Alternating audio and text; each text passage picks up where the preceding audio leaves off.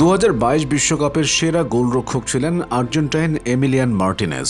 Emiliano মার্টিনেজের ডান পা বাড়িয়ে সেই এক সেভ না হলে আজ হয়তো মেসির হাতে বিশ্বকাপ উঠত না। সেই সেভের পর থেকেই নতুন প্রশ্ন উঠেছে, এমিলিয়ানো মার্টিনেজ কি ইতোমধ্যেই বিশ্বকাপ ইতিহাসের সেরা গোলরক্ষকদের কাতারে নিজের নাম লিখে ফেলেছেন? চলুন দেখে নেওয়া যাক বিশ্বকাপ ইতিহাসের সেরা 5 গোলরক্ষককে। 5 নম্বরে আছেন আর্জেন্টিনার এমিলিয়ানো মার্টিনেজ। ক্লাব ফুটবলে তিনি দীর্ঘদিন আলোচনার বাইরে ছিলেন, কিন্তু জাতীয় দলের জার্সি গায়ে যেন সম্পূর্ণ ভিন্ন একজন ফুটবলার তিনি। 2022 বিশ্বকাপে তার আত্মবিশ্বাস, মানসিক দৃঢ়তা এবং টাইব্রেকারে প্রতিপক্ষকে চাপে ফেলার ক্ষমতা আর্জেন্টিনাকে অন্য উচ্চতায় নিয়ে যায়। নেদারল্যান্ডসের বিপক্ষে টাইব্রেকার, ফ্রান্সের বিপক্ষে ফাইনাল আর সেই কলো মুয়ানি শট ঠেকিয়ে দেওয়া, প্রতিটি মুহূর্তে তিনি ছিলেন আর্জেন্টিনার ভরসার নাম। অনেকে বলবেন অন্য কিংবদন্তিদের মতো তার ক্যারিয়ার এখনো দীর্ঘ নয়, সেটি সত্যি, কিন্তু বিশ্বকাপের সবচেয়ে বড় মঞ্চে যেভাবে তিনি নিজের ছাপ রেখে গেছেন তাতে সর্বকালের সেরাদের আলোচনায় তার নাম থাকবেই। এবার আসা যাক 4 নম্বরে।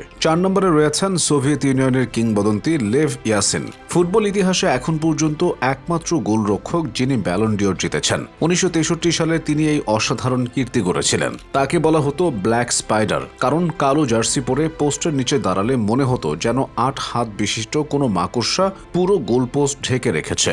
যদিও তিনি বিশ্বকাপ জিততে পারেননি, কিন্তু গোলরক্ষকের ভূমিকা কি হতে পারে সেটি সংজ্ঞায় বদলে দিয়েছিলেন ইয়াসিন।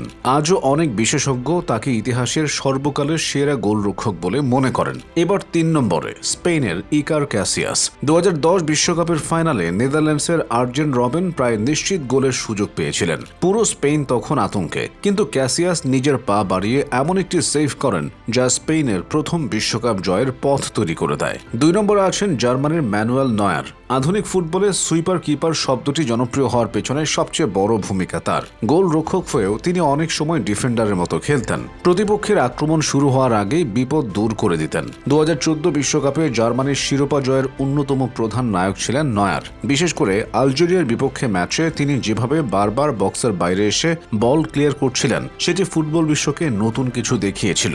অনেকের মতে গোলরক্ষকের পজিশনে যতটা পরিবর্তন একজন খেলোয়াড় এনেছেন আধুনিক যুগে সেটি আর কেউ পারেননি। তাহলে 1 নম্বরে কে, যে নামটি প্রায় সব তালিকাতেই দেখা যায়? ইতালির জিয়ানলুইজি বুফন। বিশ্বকাপের ইতিহাসে ধারাবাহিকতা, নেতৃত্ব এবং বড় ম্যাচে পারফরম্যান্স সব মিলিয়ে বুফনকে অনেকেই সর্বকালের সেরা গোলরক্ষক মনে করেন। 2006 বিশ্বকাপে ইতালি চ্যাম্পিয়ন হয়েছিল মূলত দুর্ভেদ্য ডিফেন্সের উপর ভর করে। পুরো টুর্নামেন্টে ইতালি মাত্র 2 গোল হজম করেছিল।